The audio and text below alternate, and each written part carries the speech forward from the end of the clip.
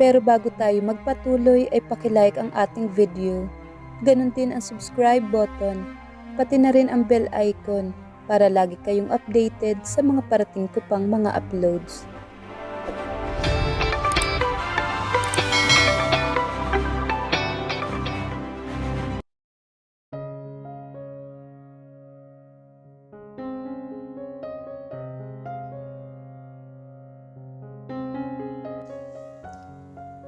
Tapos na magluto sina Cassandra at ang mga katulong nang dumating si Carlos at Albert. Kasunod ng dalawa si Almira. Hindi niya gustong makinig sa usapan ng tatlo. Pero tinawag siya ni Carlos nang makita siyang papalayo na. "Join us, Cassandra." Nakangiti ang matanda kaya't iniisip niyang hindi naman seryoso ang pag-uusapan ng mga ito. "Baka ho nakakaistorbo ako sa inyo." No. Umiling naman si Carlos. "Magkukwentuhan lang naman kami.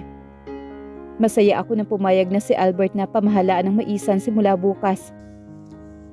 "Talaga po?" Hindi rin niya napigilan ang matuwa sa sinabi nito. Para na ring nagbunga ang pag-uusap nila ni Albert kanina. Kahit pa ikinagalit iyon ni Rafael. "Susubukan ko. Hindi ko pa alam kung kaya kong pamahalaan ng kalahati ng hasyenda." "Kaya mo yun, anak." Tinapik naman ni Carlos ang balikat ng anak na puno ng emosyon sa mga mata nito. "Alam kong kayang-kaya mo yun." At kinumbinsi ako ni Papa na dito na ulit tumira. Sana ay walang magiging problema sa iyo, Cassandra. Wika naman ni Almira na ikinagulat niya. Kaya pala may nakita siyang isang maleta kanina na ipinasok ng katulong. Ang totoo, hindi siya komportable na nandito si Almira sa mansyon. Ngayon pa na araw-araw niyang makakasalamuha ang dating kasintahan ni Rafael, ay lagi itong makakasalamuhan ni Rafael. Mabuti kung ganon. Hindi mo na itutuloy ang annulment nyo?" Tumingin ito kay Albert saka sumagot. "Hindi pa ako nakakapagdesisyon. Pero susubukan nilang ayusin ang kanilang kasal. Yan ang ipinangako ni Albert sa akin." Tila may pagmamalaking wika naman ni Carlos. "Gusto ko na muna magpahinga, Papa. Doon sa guest room sa itaas na lang ako matutulog." "Hindi kayo magkasama ni Albert sa kwarto?" Tanong naman niya kay Almira. Ang guest room na tinutukoy nito ay ang dati niyang ginagamit noong bago pa lang siya sa mansyon. Katabi lang iyon ng silid ni Rafael, dahil ang silid ni Albert ay sa kabilang dulo ng ikalawang palapag. "May problema ba kung magkasama kami o hindi?" Marahan siyang umiling sa sinabi nito. Lumakad naman si Almira palabas ng komedor. Naiwan si Albert at si Carlos na nagkukwentuhan. At dahil hindi niya gustong makasalubong si Almira sa mansyon, nanatili na lang siya sa komedor habang nakikinig lang sa pag-uusap ng mag-ama. Wala na ang tensyon sa pagitan ng dalawa. Kalmado na si Albert. Si Rafael na lang ang iniisip niya sa ngayon. "Ano ba yung kanina ko pang naaamoy na nakakatakam?" Tumayo si Carlos at tiningnan ang laman ng kaserola. "Nahanap ko lang hong bagong recipe sa internet, Papa. Masarap ka talaga magluto, Iha. Nahihiya lang ako na baka mapagod ka, na ikaw pa ang naghahanda ng tanghalian at hapunan natin." Wika naman ito nang tikman ang niluto niya. "Wala hong problema, Papa. Wala naman ho akong ginagawa dito sa mansyon. Noon pa man ay hilig na ni Cassandra ang pagluluto pa." Wika naman ni Albert. "Magiging magaling siyang chef. Matagal na nga akong hindi nakakakain ng masarap sa restaurant. Ngayon ay para na rin akong tumikim ng international cuisine." Parang gusto ko na tuloy maniwala niyan. Nakatawa niyang wika sa dalawa dahil sa mga papuri na ipinibigay nito sa kanya. "Totoo naman yun, Cassandra. Naalala mo noon lagi akong naghahapunan sa inyo? Mas masarap ang luto mo kaysa sa mga kinakainan nating restaurant." Hindi na siya nakasagot dahil bumungad na si Rafael. Nadala pa rin ang seryosong mukha kanina pag alis. Agad siyang kumuha ng tasa sa cupboard, saka gumawa ng kape nito. Paglingon niya para iabot, ay lumabas na ito sa komedor. Hinanap niya ang asawa. Dala-dala ang tasa ng kape na tinimpla niya. Nagsalubong ang dalawang kilay niya nang makitang nasa veranda ito, kung saan naroroon si Almira. Nakatapis lang ng tuwalya ang ibabang bahagi ng katawan ng dati nitong kasintahan, pero ang pang-itaas ay bathing suit. Nakaharap ang dalawa sa swimming pool. Iniabot ni Rafael ang bote ng beer kay Almira, matapos uminom ng asawa doon. Totoo ba ang nakikita niya? Rafael and Almira, magkasalo sa iisang bote. Cassandra, tawag ni Almira sa kanya na napalingon ito, at makita siya nakatayo lang. Sa totoo lang ay nagdadalawang isip siya kung tutuloy pa ba siya o hindi na. Nakakainggit naman. Pwede rin ba ako makishare sa bote ninyo? Aakyat muna ako sandali. Paalam naman ni Rafael kay Almira. Hindi siya nito kinausap o tiningnan man lang. Itinapon niya ang laman ng kape sa basurahan bago inilapag ang tasa sa lamesang nasa harapan ni Almira. Ikaw nga siguro ang asawa ni Rafael sa mata ng ilan, Cassandra. Pero ako naman ang laman ng puso niya. Anong pakiramdam na hindi ka gusto ng asawa mo at pinakasalan ka lang dahil sa obligasyon?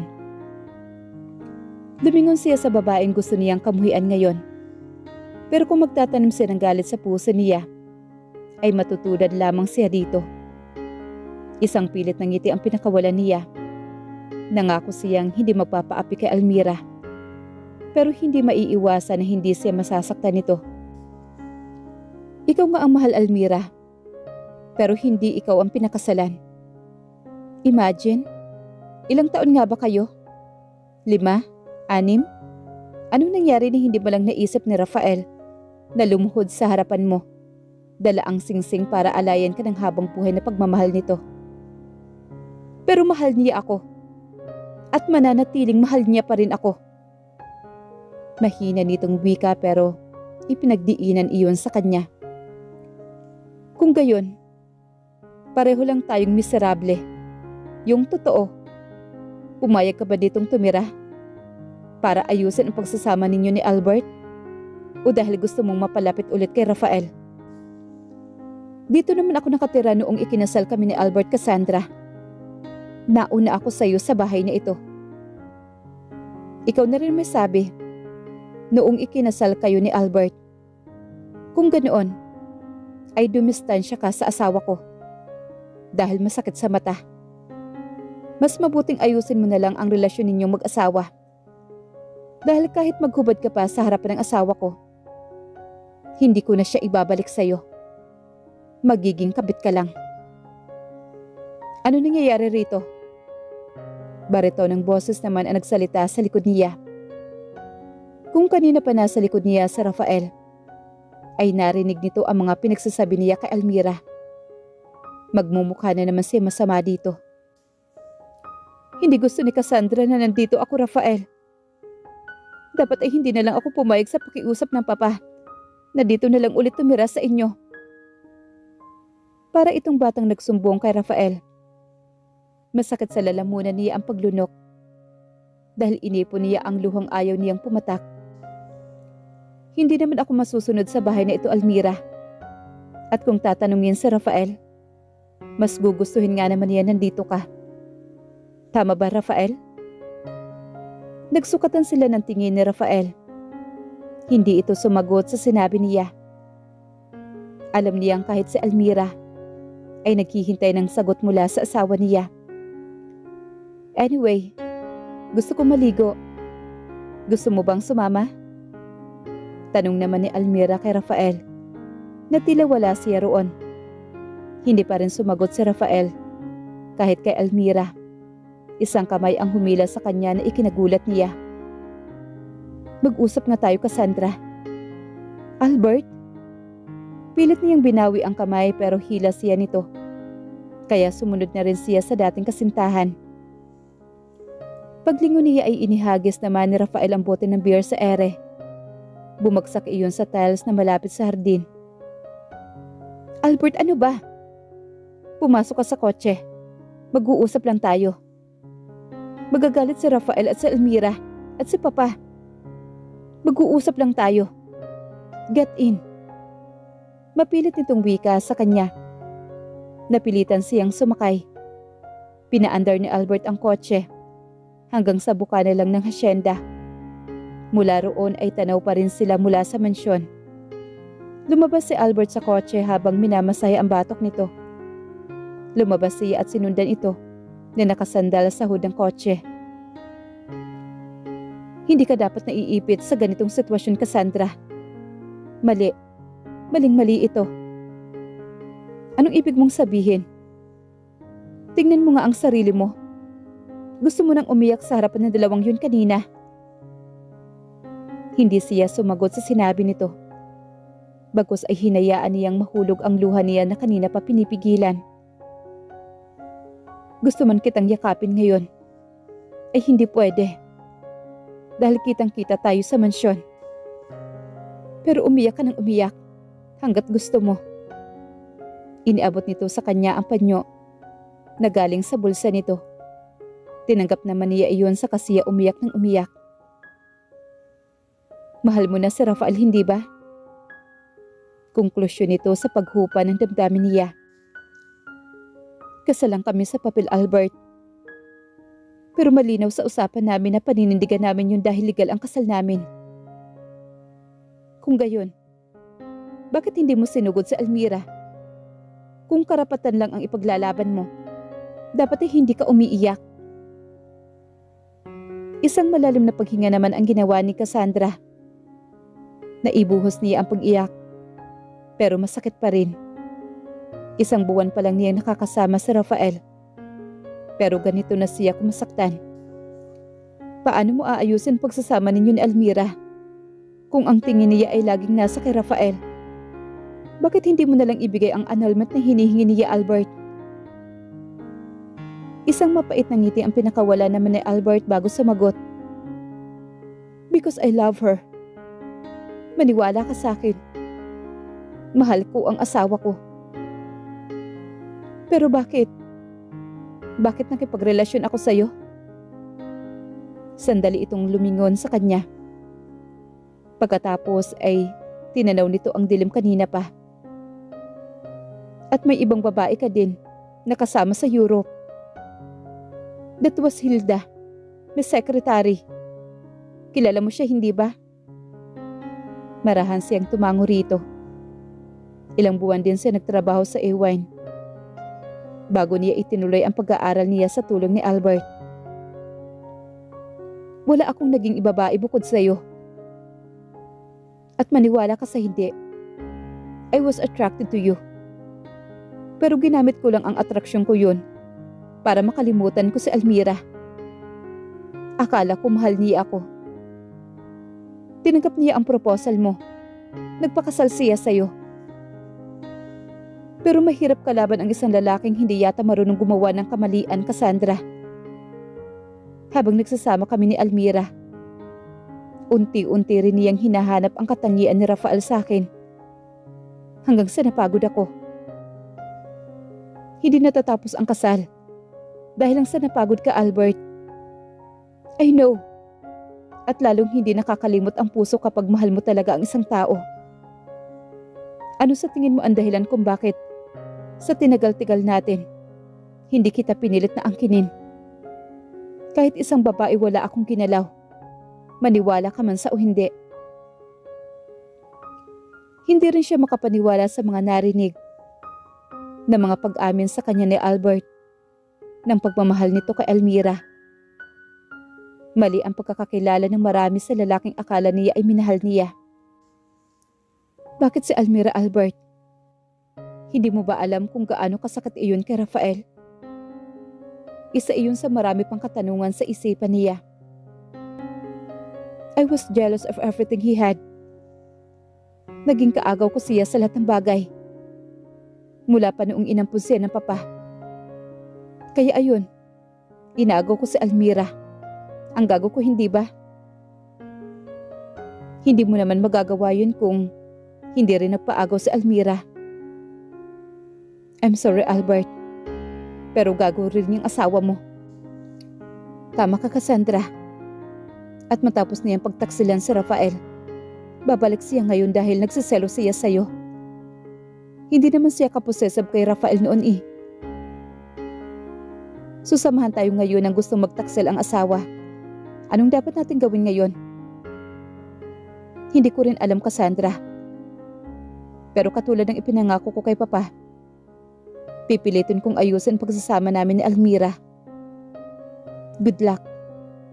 Napailing na lang siya sa sitwasyon nilang apat. Ikaw, anong plano mo? Hindi ko rin alam. Kung hindi ko lang iniisip ang Papa, baka nasugod ko na yung asawa mo. Pwede mo naman sugurin si Almira. Huwag ka lang iiyak sa harapan nila. Iyon ang huwag na huwag mong gagawin. Para naman ganun kadali yun. Alam mo naman ang bilis pumatak ng luha ko. Kaya dapat ngayon pa lang, pag-aralan mong kontrolin ang sarili mo. Alam kong may nararamdaman na rin para sa iyo si Rafael. Nakita ko kung paano kaniya tingnan kapag hindi ka nakatingin. Masyado lang ma-pride ang taong yon. Hindi siya katulad ko na inilalabas lahat ng sama ng loob kahit nagmumukha na akong masama sa lahat ng tao. At kilala mo pala talaga ang kapatid mo, no? Ngumiti naman si Albert. Kilalang kilala ko siya dahil kinasusuklaman ko siya. At kahit anong gawin ko, ay hindi ko mapapantayan ang isang tulad niya. Albert, alam mong hindi totoo yan. Pagdating sa Papa mo, pero tama ka kay Almira. Patay na patay pa rin yung asawa mo sa kapatid mo. Ito namang si Rafael, nag-i-enjoy yata sa atensyon na ibinibigay ni Almira. Gago siya kung pinakawalan pa niya ang isang katulad mo. Totoo bang wala pang nangyayari sa inyo? Isang irap naman ang sinagot niya bago nagsalita siya. Parang ikaw lang din siguro yan. Hindi kayang angkinin ang babaeng hindi naman mahal. Mahal ka nun, maniwala ka. Bato niya ang puso ng kapatid mo. Ikaw kasi. I'm sorry. Sige, kung kailangan mo ako, willing naman ako magpagamit. Pagselosin mo ng pagselosin. Ewan ko lang kung hindi pa yan umamin sa nararamdaman niya sa'yo. Napailing na lang siya na lumakad pabalik sa kotse. Tara na nga at nagugutom na ako. Sumunod naman si Albert na sumakay sa driver's seat. Sus, hindi ka lang makatagal na wala sa mansyon. Kasi nandyan lang sa paligid si Almira. Tudyo naman sa kanya ni Albert. Ikaw ba hindi nababahala? Sa taas matutulog ang asawa mo. Paano kung makita mong lumabas sa kwarto si Almira? Si Rafael sa 10 oras na gabi. Pabagsak niyang isinara ang pintuan ng kotse nito. Siya ang nababahala sa totoo lang. Hindi niya alam ang mararamdaman niya. Kapag nangyari iyon, baka magtagumpay nga si Almira na mapaalis siya sa mansyon. Sanay na ako makita na sila ang magkasama noon pa. Masukista na nga yata ako eh. Pero ikaw, bago ang lahat ng ito sa'yo. Huwag kang padadaig sa dalawang yan kung ayaw mong lalo kang tapak-tapakan ni Almira. Spoiled brat ang asawa ko at hindi yan sanay na may kahati siya sa atensyon ni Rafael. Susubukan ko maging unbothered queen. Lalo na ngayon, na gusto yata ni Almira na magalit ako at umalis. Hindi ka na parang batang gustong umiyak tulad kanina? Mangako ka sa akin, Cassandra. Okay lang ba sa'yo na sagot-sagutin ko yung asawa mo? Marunong akong rumispeto sa kapwa ko. Pero may hangganan ang pagtitimpi ko, Albert.